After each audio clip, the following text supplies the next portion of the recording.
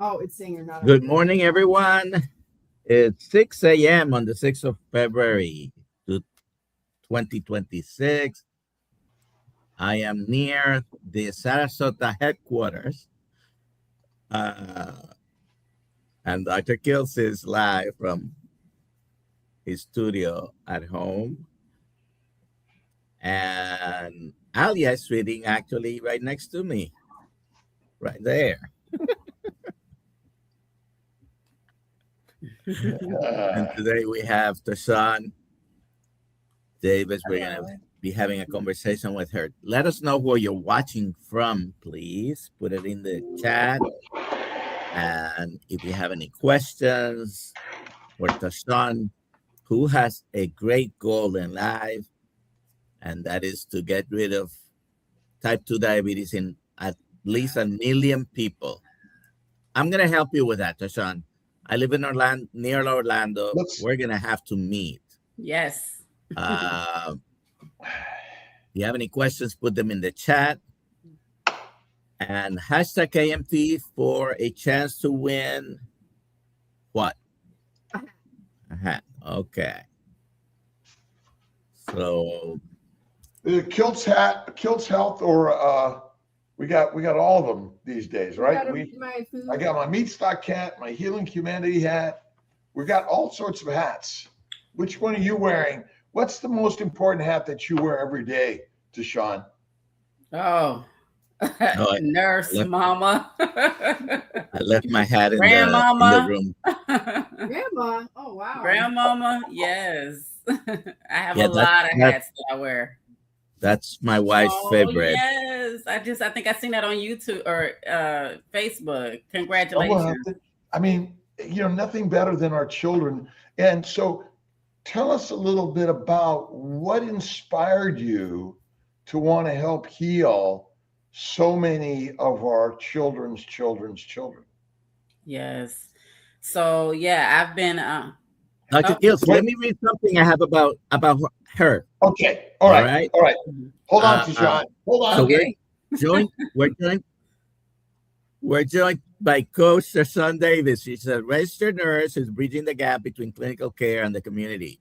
TaShawn is a holistic health coach and author of Uproot the Cravings and Sugar Deception. She's on a massive mission. I love this. To help 1 million people reverse type 2 diabetes by simplifying physiology.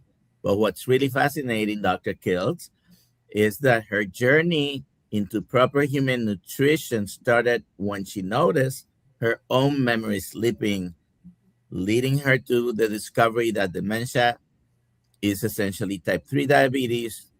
TaShawn, welcome to the meetup. Thank you. So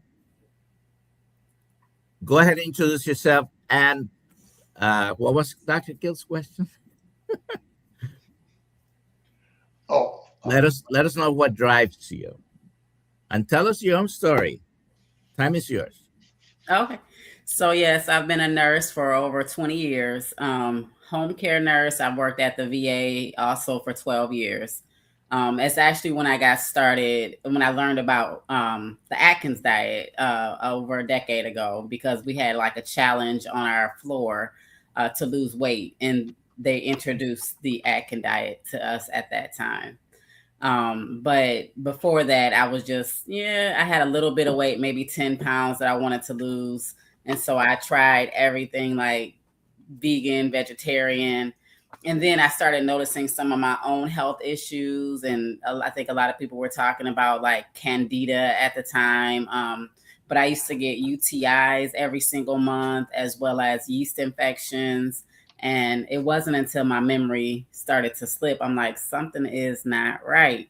And that's when I went deeper into the research. Having young kids at the time, I wanted to always be health conscious. Even if I didn't know what that meant, I just searched like, what is it? And of course, you get on the go on these shows on my place was YouTube, because I'm a visiting nurse. I just need to listen to something constantly. And so everything sounded convincing about vegetarianism. I mean, they convince you to the T. This is where your yeast is coming from. As a nurse, I should have realized this, sugar that drives it and everything. But it wasn't until, I started to lose my memory. And I'm like, well, why? I'm trying to eat better. I'm doing things better, but I was not aware of the insulin resistance, and then also the fat aspect of it. I think that's what really got me into keto, was learning that you can eat this fat, and that we were afraid. Like, we teach our patients, don't eat, fatty meat, don't eat salt, don't eat cholesterol. And as my journey went on with doing home care, I'm seeing people sicker and sicker and sicker following the recommendations. And so I'm like, what is happening? Like, you're following all of these things and you're sitting in front of me with these disease processes that don't make sense. So it really started to, I just did a lot of deep research and found, I think Dr. Berg first, and Dr. Berry and Annette Bosworth, and I read up on a lot. Like, when I first started, I went to the library and just checked out as many books as I could on physiology, whoever was talking about memory issues, because I wanted my memory back. And, the research was overwhelming. The stories that people were telling were overwhelming, from chronic infections to memory loss. And it was like, there's no way this lines up with physiology better than anything that I've read, watched, or anything. And the more I listen to people like Dr. Kiltz and other physicians and scientists and everything, I'm like, this is overwhelming, this evidence, and I can't deny it, like, because of the physiology. And so, even when, or if this is anything, I've stayed, it's been about a decade or a little over a decade that I've low carb, low sugar. I'm more a ketovore, but I don't really care about vegetables like that, but I'll eat them if they're in front of me. But yeah, it's overwhelming. For me, and even as I coach clients, it's the fat that we need. It's the fat. Women need the fat for hormones. We need the fat for our brain. We need the fat. And so we can do all the rest of the things to try to get healthy. But if we miss the fat, the protein, the cholesterol, we're really not doing our brain a good service. And that's why I do it, because I don't want to lose my memory. I don't have a history of dementia in my family or anything, but I did notice the signs, walking into a room and not being able to remember what you went in there for. Not remembering if I put on lotion on my face, like, did I just put lotion on or not? Like, and it was really bad, because I'm like, that's just seconds. And I'm like, I can't live like this. I need my brain. So that's how I personally got started.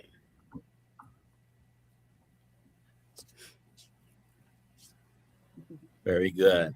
If you have any questions for TaShawn, put them in the chat, please. Go ahead, Dr. Kiltz.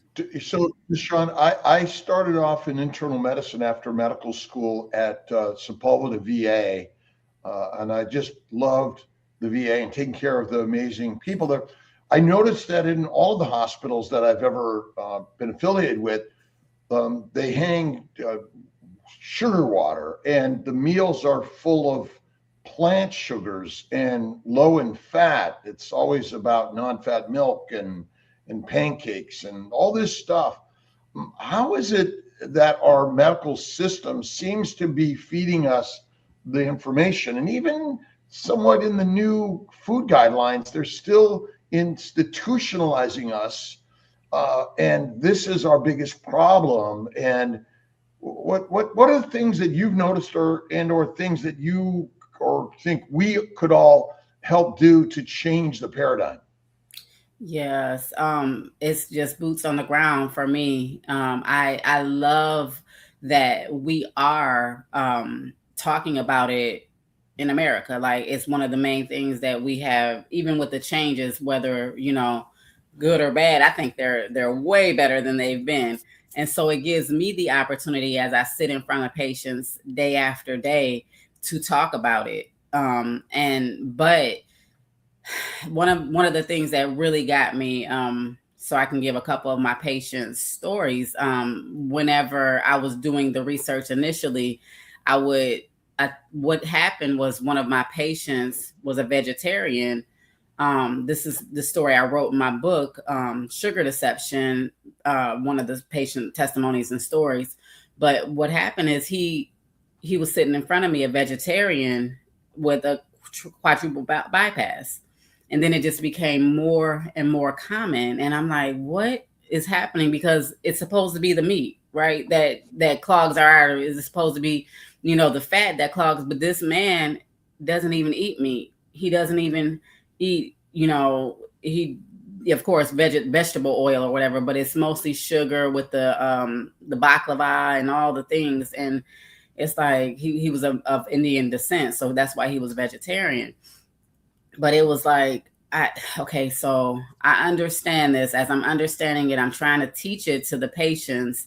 And I've been able to contact some of my patients' doctors who I sit in front of with diabetes and ask, you know, can we put them on a lower carb or lower sugar diet? Try not to say a name, because doctors are, if you say ketovore or carnivore or keto, they're like, no, heart attack. And I'm like, hey, how can we just maybe can I help them learn this low carb, low sugar diet? And it'll help with, you know, their health, you know, in a better way. And most doctors are like, yeah, go ahead, do what you need to do. And I'm like, all right. So I begin to talk about it. But my biggest thing is educating the patients on a level that they can understand. So bringing in simple physiology and helping them to understand, for every 1 gram of carbohydrate, your body holds on to 3 to 4 grams of water. So maybe the inflammation isn't coming from the salt so much, because, you know, whenever you have a lot of insulin in your body, I call insulin like this rogue thing that just takes over everything. And there's a hormone called aldosterone in your kidneys, and that doesn't work right. So that it's a hormone that tells your body to hold on to water or to release water. You know, that could be the reason why your blood pressure is high. You know, just getting it simple to the patient. So we can educate and try to talk to the doctors, but simply doing the physiology with my patients is what I do. And that's why I've written the books. I even take the books into my patient's house, like Sugar Deception. It talks about how sugar affects every single system of the body. So it doesn't matter whether it's skin or whether it's, you know, the heart or even the lungs. It talks about it. And so I'm like, my books are on Amazon, but why not just take a picture of what I've written here? Because it talks about the myths. It talks about what exactly is happening, why sugar or insulin. I call it sugar because they understand. Whenever I say insulin, they think that's the thing you put in your body. You have to do a little bit more explaining. And so I talk about all of that, and then I'm just take the picture. And then it also talks about doctors who are continuing in this field to study or that are practicing, or scientists. So simply getting the word out, you know, though I've written the books, I always point them also to other people who are really doing it and really in practice, so that they can understand it better. Is this complicated, or is it really massively simple?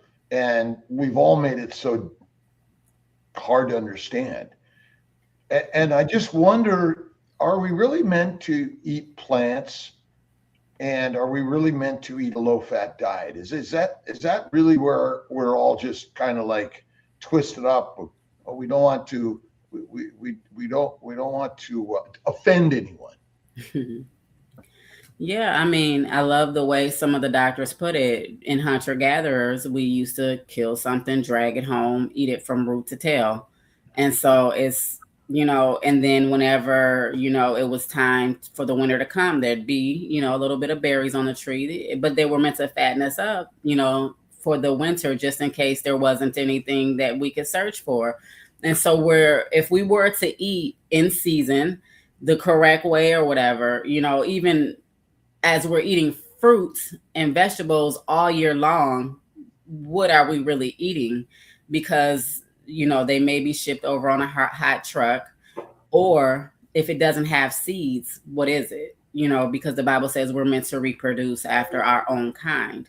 And so if there's no seeds, we're eating these hybrid or these factory made vegetables and chemicals and all of these things that are not really serving us. They, you know, it's magical. It's got, I love whenever I do live talks or whatever, I talk about the banana, and everybody, if they come back and see me anywhere, they're like, you're talking about the banana. I've not eaten a banana ever since. I'm like, it's sugar. And then you have this little bit of potassium, but you know, once they understand how the sugar brings out the insulin and everything is affected, they really understand it at a different level. So isn't insulin just a normal hormone that's just trying to do the job it's supposed to do? But because we're eating a plant-centric, low animal fat diet, we're just screwing up our normal evolutionary beautiful physiology. Yeah. Temples and physiology. Thank you, Doc. See, probably that damn sure is trying to mother. When is the last time you had sugar? You're on the spot. No. Are there any civilizations that we can look at and say, wow, their plant-based diet made the whole civilization powerful as individuals? No, I can't think of any. No. I mean, even I believe one of the doctors were talking about the gladiators, you know, because they were meant to just do the thing, the fighting for that time. But their diet, I think, mostly consists of carbs and sugar and all the things just for that small amount of time. Like it's just so they can stay enslaved or whatever to do the you thing. See patients, and I'm sure you're one of the few probably nurses that is that you're probably one of the few that is asking them, what do you eat, right? What do they tell you? Do you get, I eat healthy? Yes.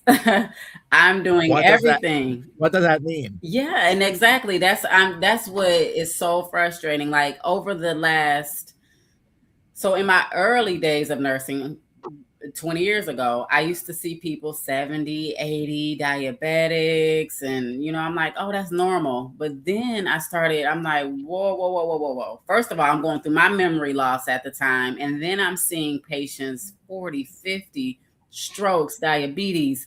They call it pre-diabetes. I'm like, no such thing. You know, all the things. And I'm like, wait a minute, like, why are we getting younger and younger? And like seeing observationally this, because I'm in houses every single week. I know what you're eating. I know what you're saying. And I see the whole grain bread. I see the bananas. I see the oatmeal. I see the orange juice. I see the Ensure, which I'm just, that right there is I'm like, yeah, I had to do a whole some post on the Ensure situation. But ensuring your enslavement. Mm-hmm. Ensuring your enslavement. That's a good one, right? Remember, we're domesticated animals because of the governmental guidelines, which are controlled by the masters of the money. Yeah. Right. All of the those with a lot of money or wanting more money hung out with Epstein. You know who that is, right? The stories. Oh my God! Are you going controversial here? One bit, but I'm sorry. The point is that because people are chasing money rather than recognizing we're really there to release our enslaved brothers and sisters from the misery of ensuring their enslavement. I love the way you just put that all together. Now, what can you do for boost? We're boosting there now. Well, look, I never chase after anyone. Yeah. We are individually inspiring our brothers and sisters to change their lives, because even those that share the enslavement story of Ensure are also damaged. And we want to free them from the misery of a diet that is domesticating all of us. Yeah. So the Ensure, really serious. Like, I think what frustrates me the most as I go into patients' homes, it's so, the one that really gets me is the ones with cancer, because that's the ones that constantly get the Ensure. And I'm like, this is an easy teach. Okay. So do you know, whenever you get your test, one of the tests is a PET scan. So I start there to try to educate the patients to not want to drink this stuff. And so I'm like, do you know that the PET scan, I just tell them it's like sugar water being put into your body, and cancer loves sugar so much that it attracts that. And so they use sugar to test for cancer. I know you've heard that cancer loves sugar, but here's one of the reasons why.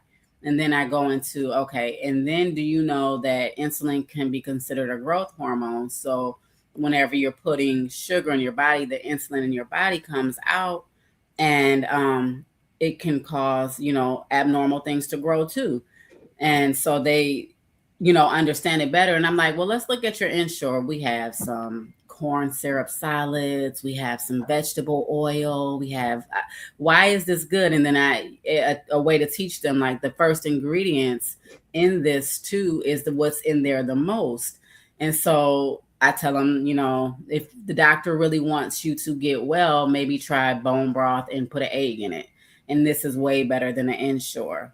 But they're really concerned. Mommy has to eat. And so the thing that I also go back to, whenever you're eating something that's not nutrient dense, your body's looking for something to help metabolize it. And so it's going to pull from your own stores of nutrition, your vitamin B, all of these things that are already stored up is going to make it worse. Because, of course, they're telling them to eat potatoes, mashed potatoes, and applesauce, bread, and all of these things. And I'm like, you're not helping, you're actually harming, because now you're pulling away from the stores that your body has used. So you may gain this weight, but whenever you're gaining it, it's going to be around the wrong place. It's not going to be gaining bone and muscle and immune system. It's going to be gaining visceral fat and the wrong fat. So you don't need that. It's not about gaining weight. It's about gaining the strength that you need to get through these chemo treatments and things like that. So I really try to tell them bone broth and eggs, if that's all you can do. What do you like? Because if you can eat pudding all day long, surely you can eat eggs. So, well, raw eggs, cream, butter, cheeses are far healthier, high in fat, right? Mm-hmm. Raw and fatty. None of this homogenized, pasteurized, and made into basically a low fat meal, right. which essentially fat.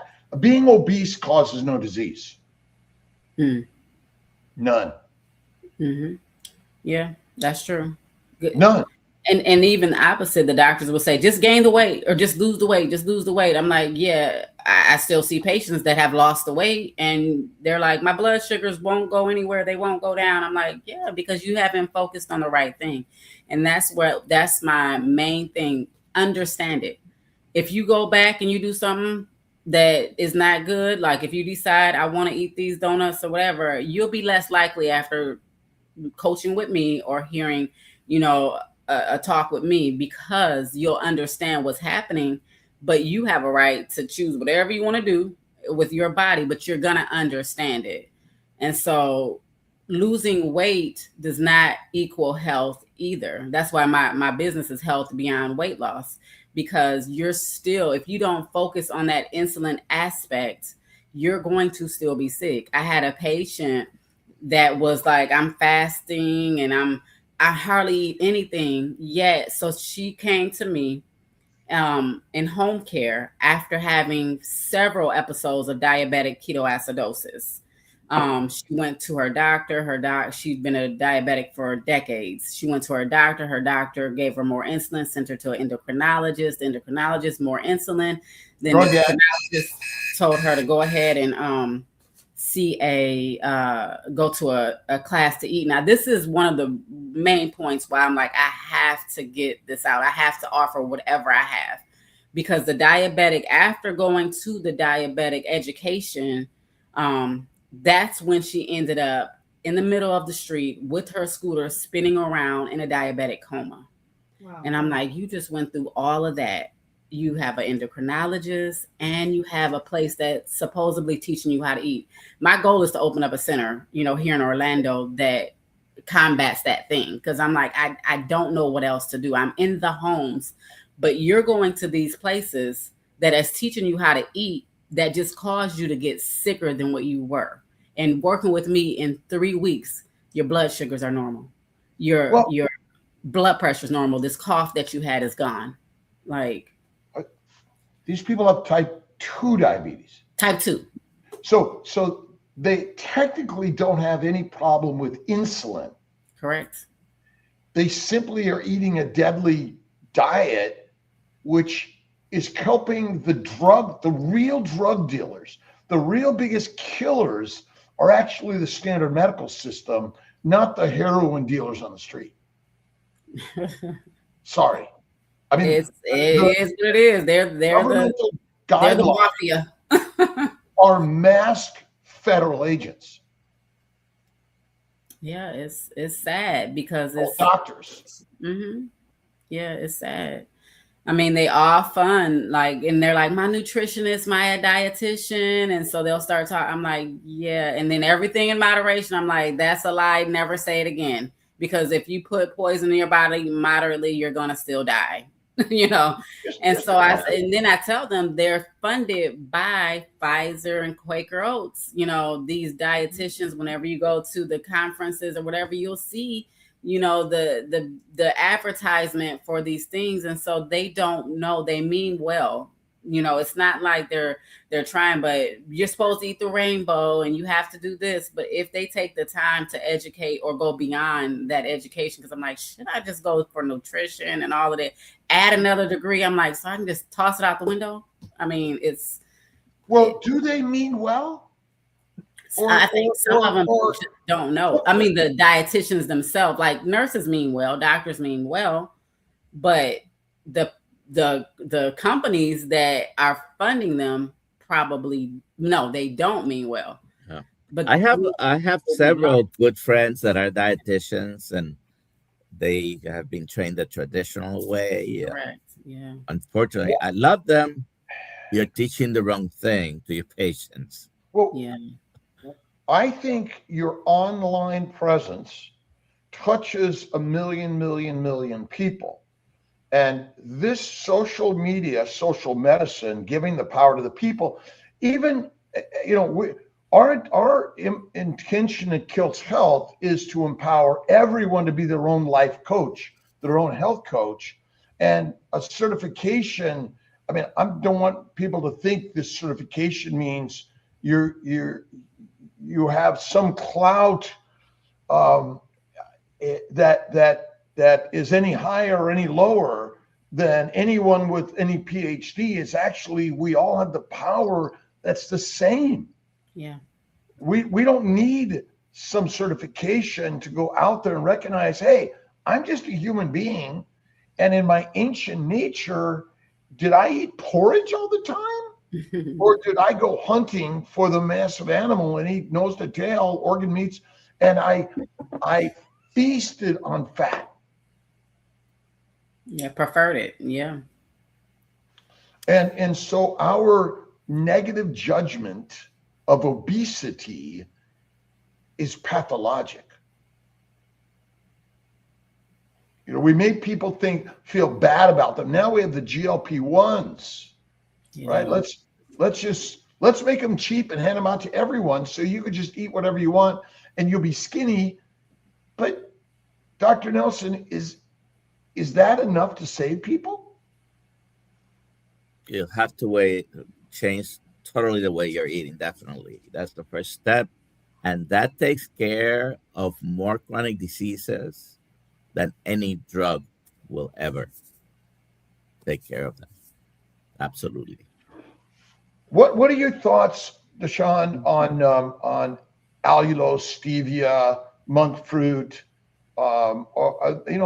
Some of these have no caloric value. Are they good for us?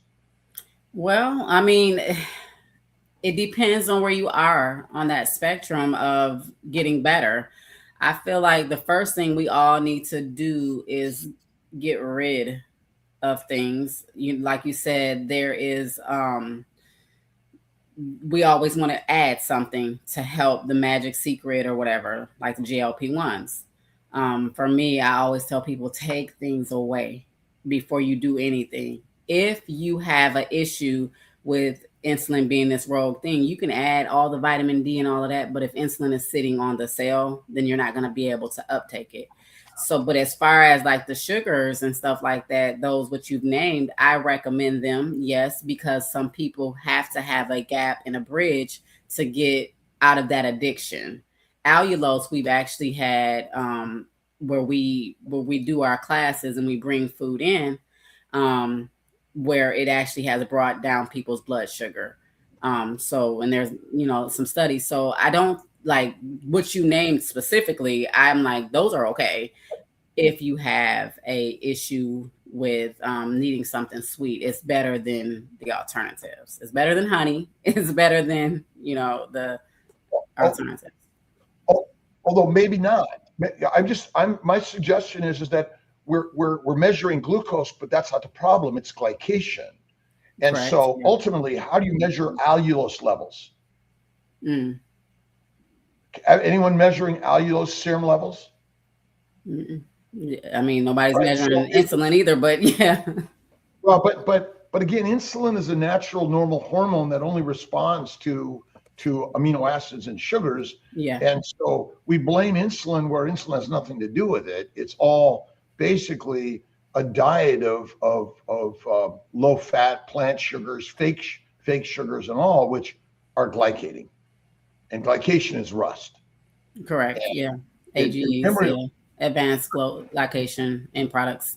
Yeah, I mean, it is, we have to meet, for me, where we are, and if it is any better to, because if I can tell people all day long, go ahead and go vegetarian and vegan. They're like, cool, we'll start next week.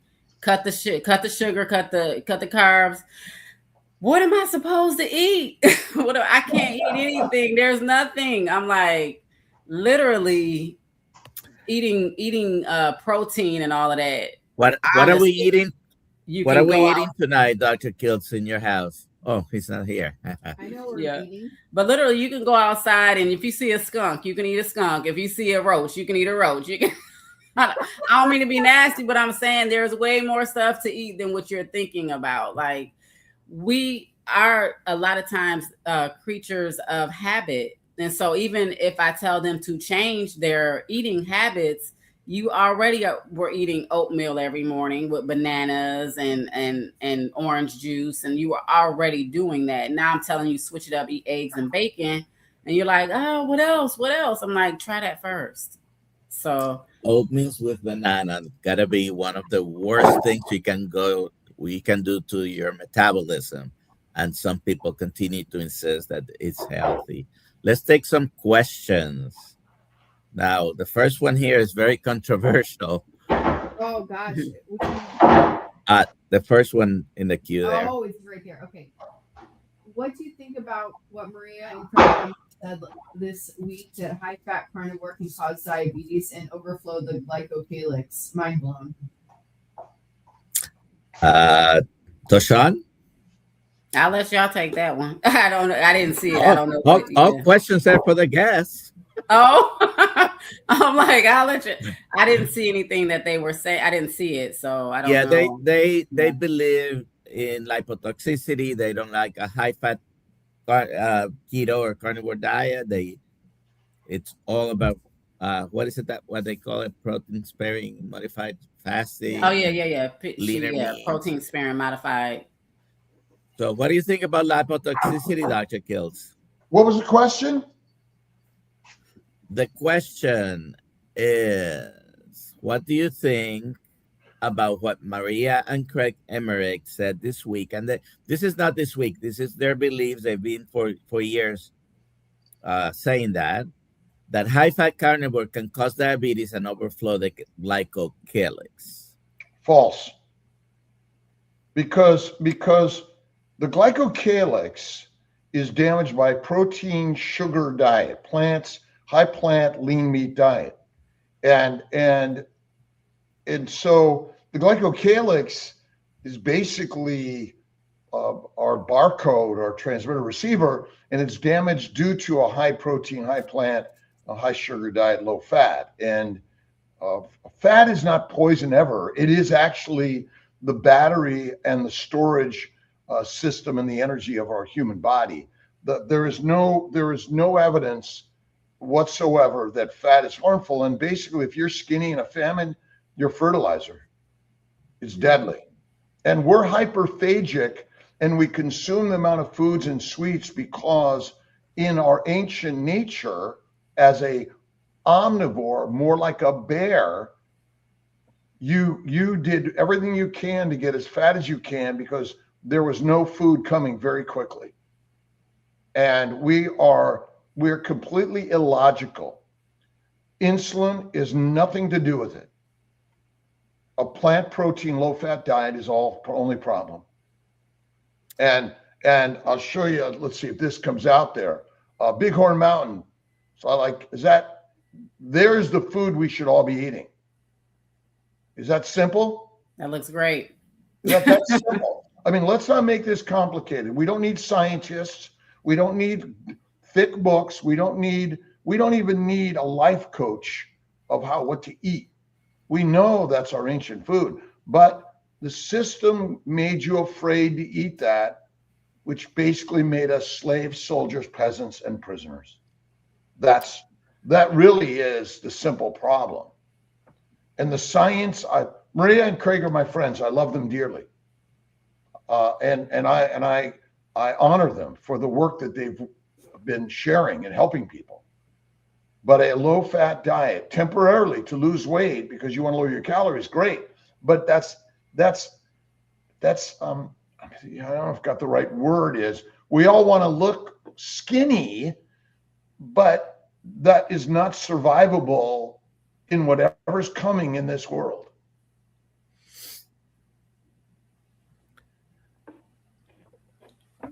The next question. Do you think that too much fat can raise your blood sugar? A keto influencer said it could. That's why I ask. You want to take that one, TaShawn? I haven't seen it. I mean, I feel like a lot of fat is very healthy. Like I said, I do it for my brain because I know that was the missing piece. And of course, hormones, like everything. I don't see fat. Protein. It is healthy for your brain. Now, anything if you're tracking blood sugars, anything you eat will raise your blood sugar. You'll have a reaction. Yeah. If you're eating a lot of plants, that's going to do it a lot more than if you're eating meat. Fatty meat is going to raise it to a lesser degree. So right. I was going to say the fat itself, not so much, but yeah, the protein, I guess you had a scale, the fat would probably be the least to raise it. And then the carbs and sugar, the plants, of course, will be the more so to raise it. So raise what? The blood sugar. Right. And so there's sugar in adipose tissue. Oh. Yes. So thank you. Yeah. Next question. TaShawn, you're amazing. Is your family meat-based? Thank you so much. No. I wish they were.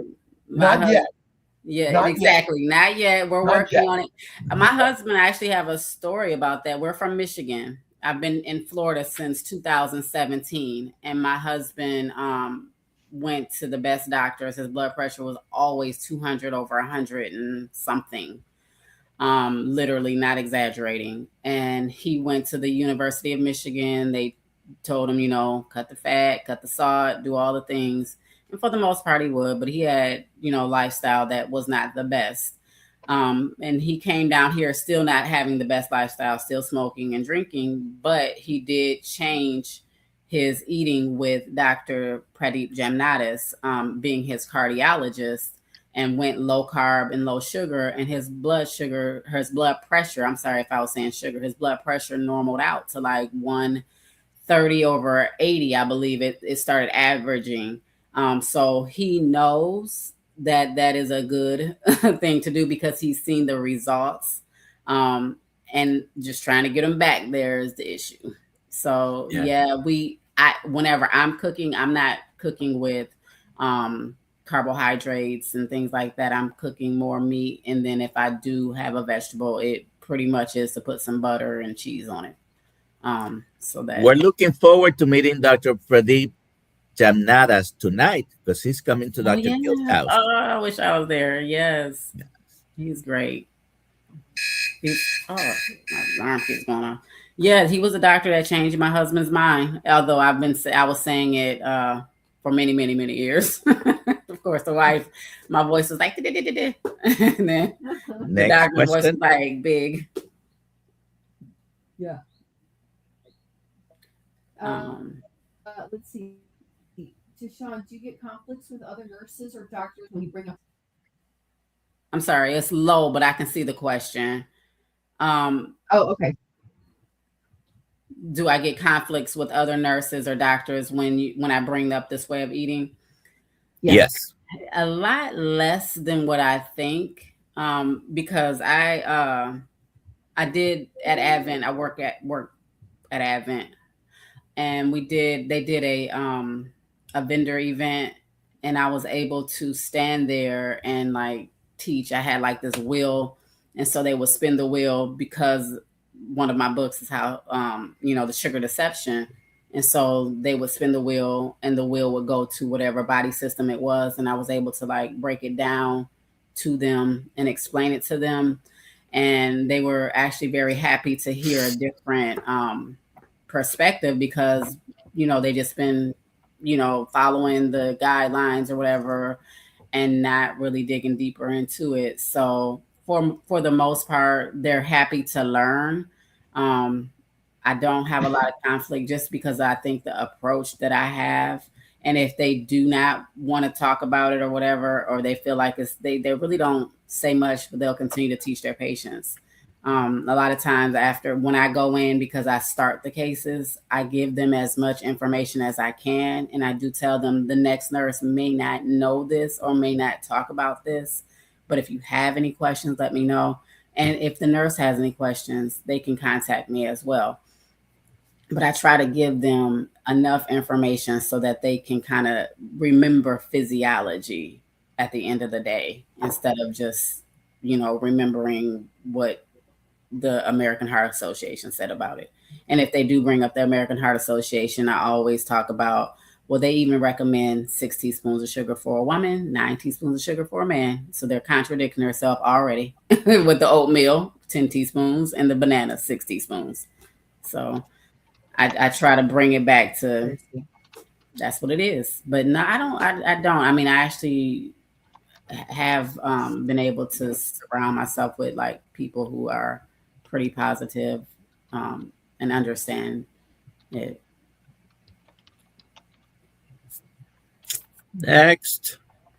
How do you convince your patients to pivot from their doctor's advice to regarding diabetes, they continue to believe their doctor? So for me, yeah. So it's what I do is I gently teach them, because my goal is to help you make informed healthcare decisions. I don't want to tell you what to do. And I always let them know, listen, I'm just going to give you the physiology of it.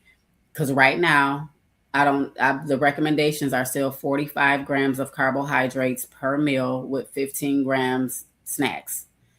So 3 meals at 45 to 60 grams of carbohydrates with 15 grams of carbohydrates with snacks. And I ask them, and I break it down into how much sugar that is.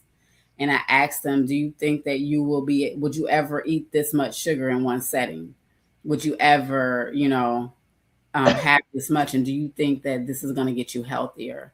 And so I don't try to, my approach is to just teach them simple physiology, like going back to, this is what happens to your body. This is, they use insulin. Your insulin is there. You have too much already in your body when you're a type 2. It's too much going on. And then to force your body to use more by giving you exogenous insulin, it doesn't make sense. And so just really trying to get them to understand that this isn't working and it's never going to get better.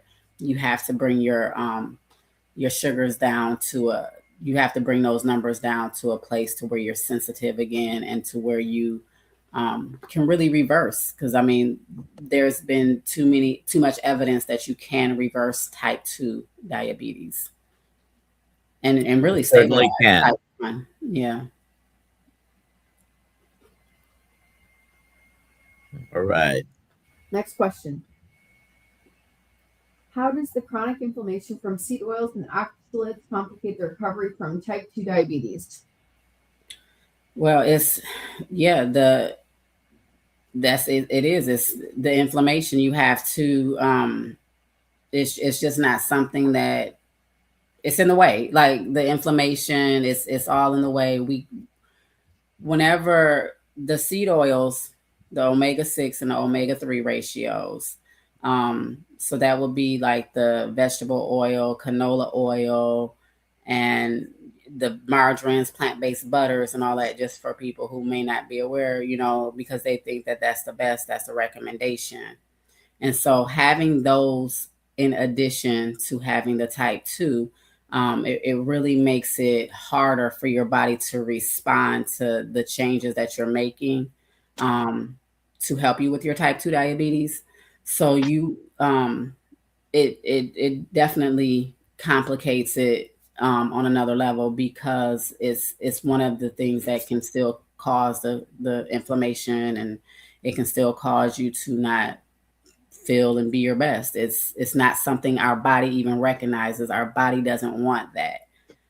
So anything that is not physiologically correct for our body to be consuming will complicate any disease process. Like Dr. Kiltz keeps going back to the low fat. Whenever we're doing low fat, if it's a box food or a container or whatever, they replace that with sugar. And then they do all of these other things, that the bliss point, to try to make things taste so good. And a lot of times it is in combination with some of those bad oils. So it makes everything more complicated whenever you're not eating properly for a human. Let's see. Did I read this one? Yeah. Oh, yeah, I did. Okay, good. Do you have any doctors or dietitians that try to stop you from teaching their patients low carb, high fat diets? By the way, this is also a nurse. She's retired, but she was a nurse like you. Oh, okay. I don't. I taught a class, like the way that I wrote my book, Uproot the Cravings. It was a nonprofit group that hired me, and some of the stories and some of the things I learned from teaching this group, I've written in this book. But when I came back one day after the clients, we did 21 days, and then they wanted me to continue on, so I would pop in once a month. But the cholesterol for one of the women changed, and she was like, "You need to fire that." That nurse that told you to eat the fat and all of that. And I said, do you remember what we spoke about? And so I pulled out my other book, Sugar Deception, because I had written it by that time. That kind of helps people navigate through the LDL situation and what is really happening and all of that. And even though that doctor was, I've never met the doctor didn't ever approach me or whatever. And I don't know if she's going to make the decision to continue to eat this way. However, I just, was able to gently guide her back to physiology and let her know, the particle sizes of LDL and things like that.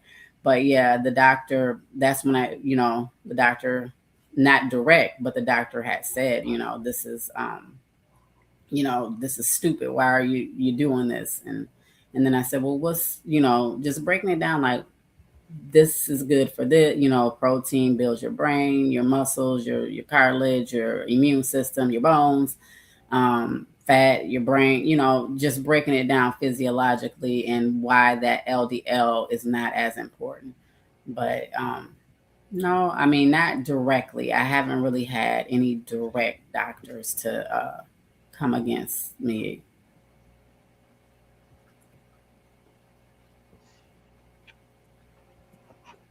Next question. Let's see here. This is not a question, but I wanted to see what you had to say about it. My friend and client, type 2 diabetes, has been current 5 years, gained 40 pounds, and fasting blood sugar in the 120s. Okay. So, I mean, I think there's more information that's needed for this, because did she need to gain 40 pounds? Because the good thing about carnivore and things like that is some people need, they weren't at their good weight anyways. So, did she need to put on more muscle and fat and bones? Because a lot of times you're not going to find that weight gain in the belly area, but you may just be heavier because you're now gaining muscle. You're gaining the things that your body needs to survive. And also what are you eating? We have to be I'm like, be a detective. What was in that sauce? What was in that, So what are the blood sugars? What time are you taking the blood sugars? Is the dawn phenomenon affecting that? Is it first thing? Is it because, the natural sugar in your body just came out to help you wake up? It's more to it. So that's why too, having someone that can walk you through it is good, because people go for it, but they don't know all of these little nuances. Like I had a friend of mine, I wasn't coaching her, but she was like, my blood sugars are crazy and all of this, doing well, but she was doing the right things, but her stress level went up to a point of like panic mode. She was going through many, many crises. And so it's like, it's not the diet. You have to get your stress down. You have to sleep. Like there's so much more to it than just I'm eating better now. That's why it's good to have someone walk you through it. And if you can't afford to have like a one-on-one coach or someone walk you through it, look at the videos. Like, this is my symptoms. This is what's happening. Now, what is this doctor saying about this? Why am I having stalls? Why am I in my course? I have a course, at the end of the course, it talks about why you may be stalling or why you may be gaining weight or why this may be happening. And weight gain is not bad. Like I think Dr. Kiltz has said earlier, it's not an indicator that something is wrong. It could be an indicator that something is all the way right, because you could have been underweight all this time. Well, I guess the question is, what is the right weight? What is the right weight?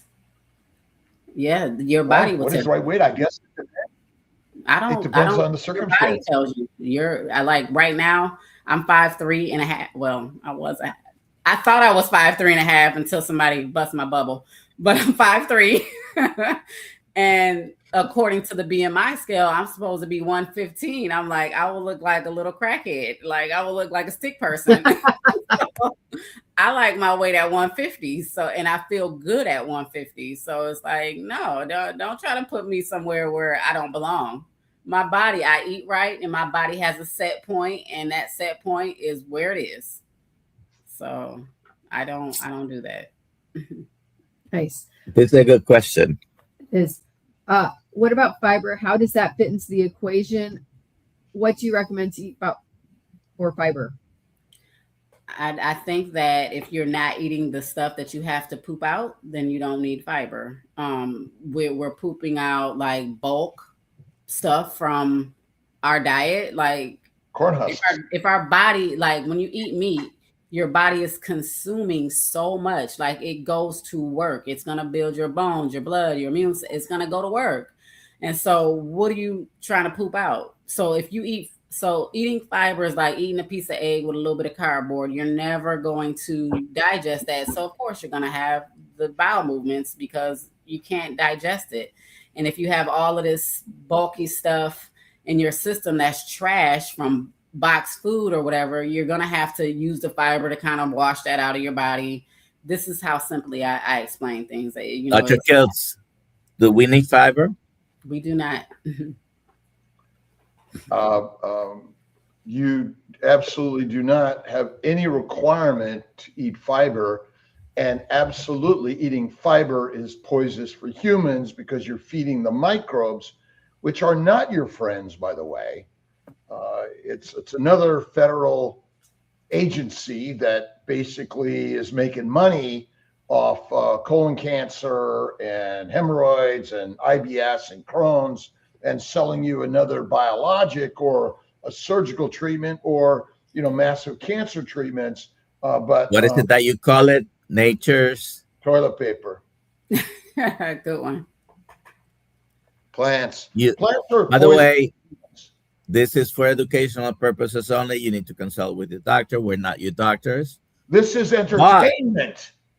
But you do not need fiber. We can talk about that in another. Jen, congratulations. You just won a Jen H654.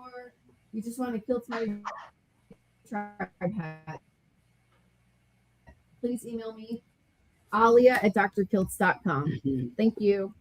All right. Let us show this. Let's see. So, TaShawn, if someone wants to get in touch with you, I'm sorry? TaShawn, is this the best place to get in touch with you? Yes. You can email me at TaShawnDavisRN@gmail.com. I am on Facebook. This is one of the places I do post. I just made a group called Health Beyond Weight Loss, Insulin Resistance, and Metabolic Health on Facebook. So you can join that. I believe from this page, you can find out how to join. It's free. I will be putting up a challenge, a 21-day that's going to go along with my 21-day devotional and journal for sugar detox. So that will be probably starting. It's like a spring reset in March. But yeah, that's what I'm gonna. This Tuesday I'll be doing a webinar to talk about how CGMs can be helpful in recovery and getting healthy to understand exactly what sugar is doing to your body. Very good. And you have your YouTube across all the platforms. If you search for TaShawn Davis, RN Health Coach, you will find her. Yes. I'm trying to get better at social media, but I am on there somewhere. Isn't it true that our problem isn't sugar, it's a low-fat diet? Low fat is important. And I think it goes hand in hand because the low fat, if you do low fat, a lot of times you're going to have more sugar in your diet. Proteins and protein, amino acids and sugars hand in hand are both deadly without fat. Yeah, because this particular product right there is actually a high fat, low sugar, medium protein diet. What kind of cut is that? That's beautiful. Doesn't it look great? This is called the beef plate rib. This is from Bighorn Mountain Farms. Wow. And again, this is what all of our brothers and sisters should be eating because it has all the minerals and vitamins, and it's missing heroin, cocaine, marijuana, opium. Why? That's fun stuff. I mean, basically, nature made cows. Right. We have for our health. We have to go.